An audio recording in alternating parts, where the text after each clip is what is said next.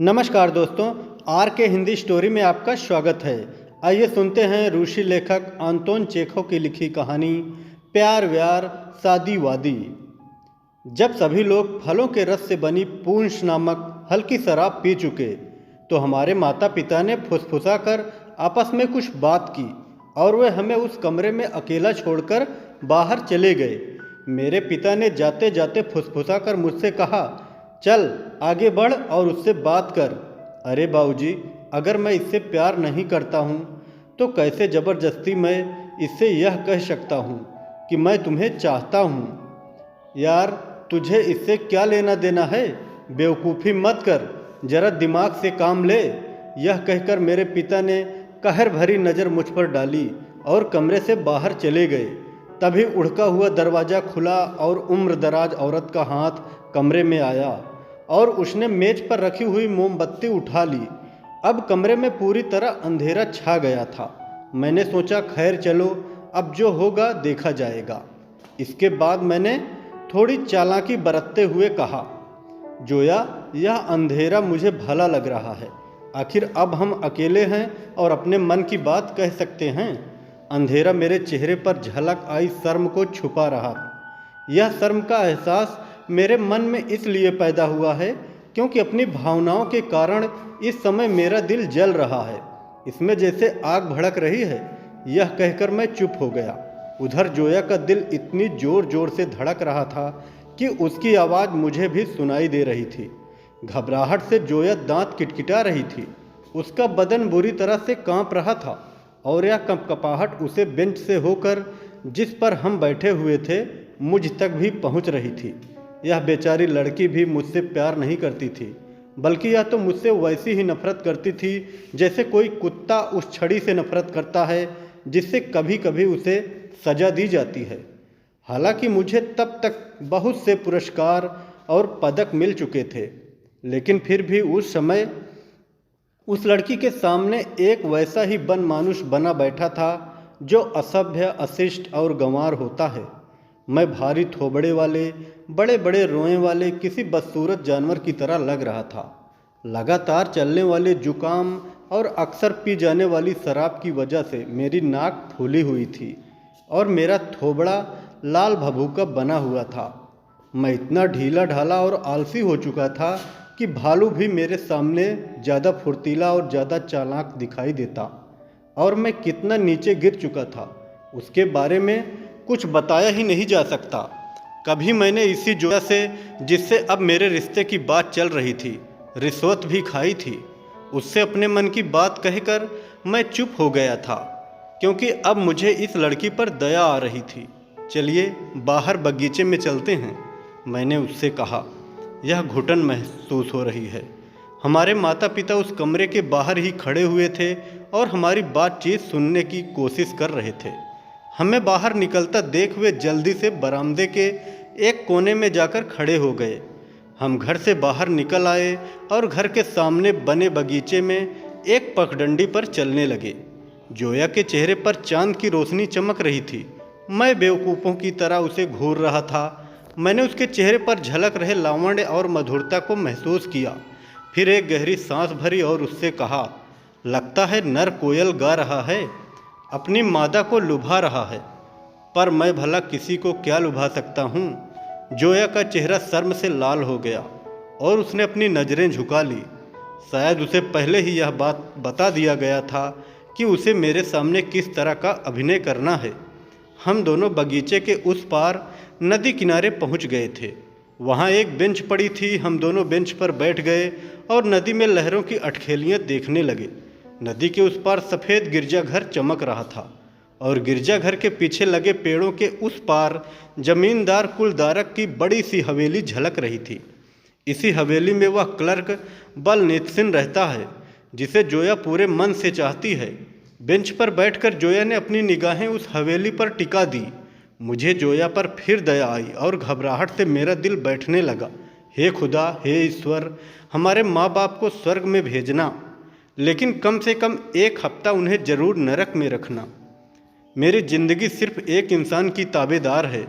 सिर्फ वही इंसान मेरी खुशी की जिम्मेदारी ले सकता है। मैंने अपनी बात को आगे बढ़ाते हुए कहा, उस लड़की के लिए मेरे मन में एक ख़ास जगह है, एक ख़ास एहसास है। सच सच कहूँ तो मैं उससे मोहब्बत करता हूँ। मैं बुरी तरह से उससे इश्क में डूबा हुआ हूँ, उससे बेहद प्यार करता हूँ। सवाल यह है कि वो मुझे चाहती है या नहीं। अगर वो मुझे नहीं चाहती, वो मुझसे प्यार नहीं करती, तो समझिए मैं बर्बाद हो जाऊँगा, मैं मर जाऊँगा। और जानती है वह लड़की कौन है? आप ही हैं। आप ही हैं वो ख़ास इंसान मेरे लिए। क्या सचमुच ऐसा हो सकता है कि आप भी मुझे प्यार करें? बताइए ना, क्या आप भी मुझे चाहती हैं? जी, आपको ही चाहती हूँ, जोया ने बुदबुदा कर होठों ही होठों में कहा। उसकी यह बात सुनकर मैं स्तब्ध रह गया, क्योंकि मुझे लग रहा था कि मेरी बात सुनकर उसकी आंखों में आंसू आ जाएंगे। वह रोएगी और फिर धीरे से इनकार कर देगी, क्योंकि वह किसी और को चाहती है।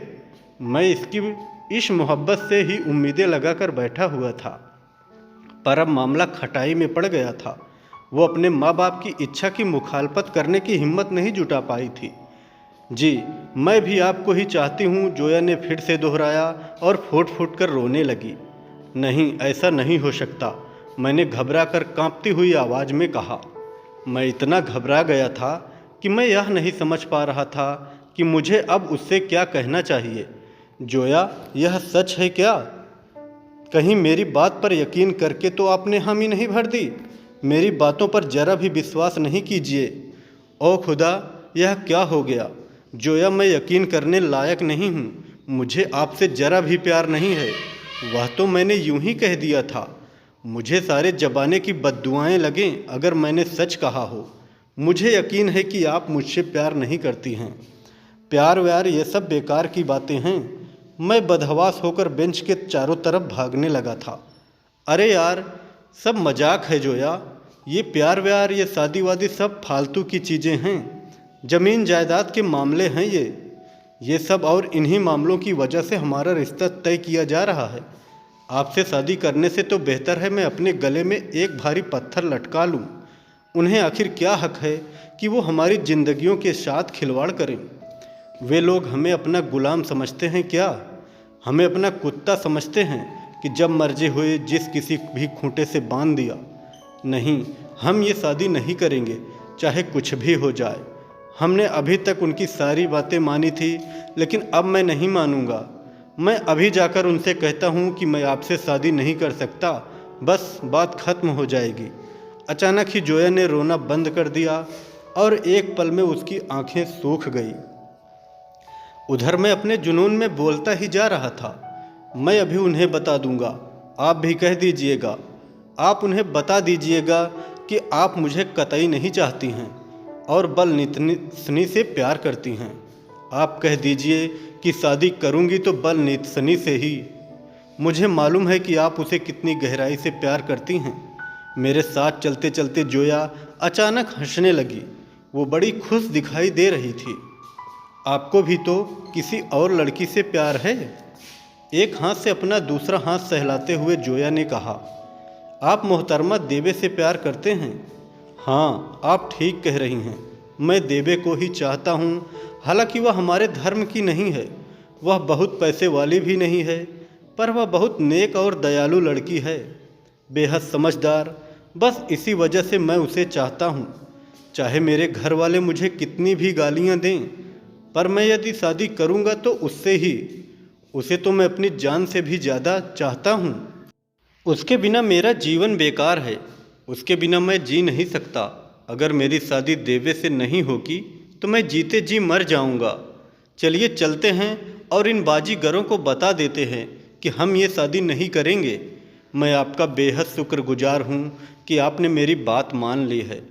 हम दोनों के दिल बल्लियों उछल रहे थे, हम खुशी से पागल हो गए थे। मैं बार बार जोया को शुक्रिया कह रहा था और जोया भी खुशी से मेरे हाथों को चूम रही थी। हम दोनों एक दूसरे को नेक और ईमानदार बता रहे थे। फिर जोया ने मेरे सिर और मेरे गालों को चूमना शुरू कर दिया। मैं बार बार उसके हाथों को चूम रहा था। मैं उसके एहसान के तले इतनी बुरी तरह दब गया था कि सारी तमीज़ भूलकर मैंने उससे लिपटना शुरू कर दिया था। कहना चाहिए कि एक दूसरे से मोहब्बत ना होने का यह इजहार इतना खुशगवार इजहार था कि वह हमें मोहब्बत के इजहार से ज़्यादा ज़रूरी लग रहा था। हमारे चेहरे की खुशी की वजह से गुलाबी हो गए थे।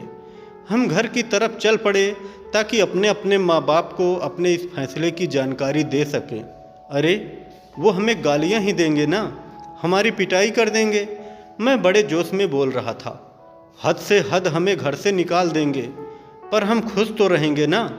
हम घर पहुँचे तो देखा कि हम दोनों के माता पिता वहीं दरवाजे पर हमारा इंतज़ार कर रहे थे। हमारे खुशी से चमकते चेहरे को देखकर उन्होंने तुरंत नौकर को बुलाया और शैंपेन की बोतल लाने को कहा, लेकिन मैंने इसका विरोध करना शुरू कर दिया। मैं हाथ उठा उठा कर और पैर पटक पटक कर अपनी बात कहने लगा। जोया भी चिल्ला रही थी और ज़ोर ज़ोर से रो रही थी। वहाँ हंगामा हो गया था। आखिर उस दिन शैंपेन की बोतल नहीं खुली, पर आखिर में हमारी शादी कर दी गई। आज हमारी शादी की रजत जयंती है। हम पिछले 25 साल से एक दूसरे के साथ रह रहे हैं। शुरू में ज़िंदगी की गाड़ी बड़ी मुश्किल से खींची।